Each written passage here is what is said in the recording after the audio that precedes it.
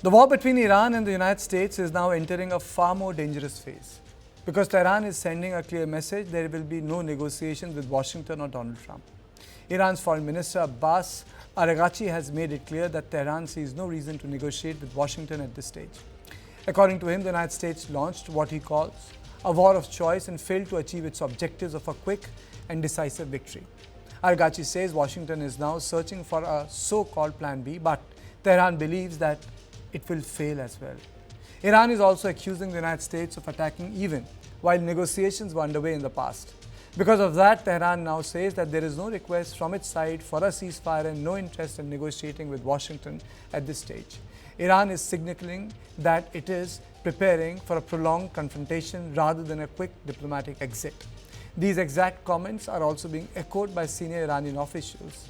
At the Raisina dialogue in New Delhi, Iran's Deputy Foreign Minister Saeed Khatibzadeh accused the United States of attempting to end Iran's existence and warned that Tehran will respond by pushing American military presence out of the Persian Gulf region.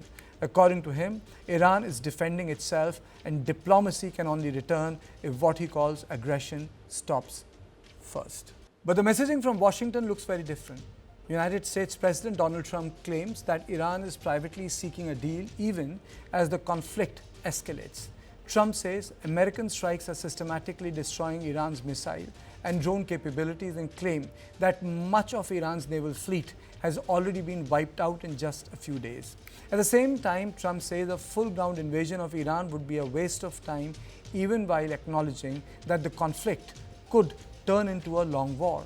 Washington appears to be focusing instead on sustained military pressure rather than boots on the ground. And there is another dimension quietly emerging in the background.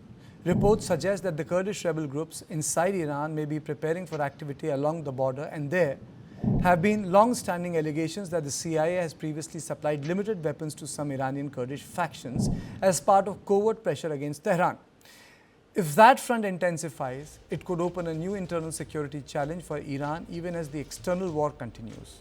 Washington has never publicly confirmed such operations, but the possibility of insurgent activity inside Iran could complicate the battlefield significantly. So the signals are clear. Iran says it will not negotiate. The United States says it will keep striking, and new proxy fronts could emerge inside Iran itself. The question tonight is simple but critical. Are we now looking at a prolonged war between Iran and the United States of America? And how far could this conflict expand across the region?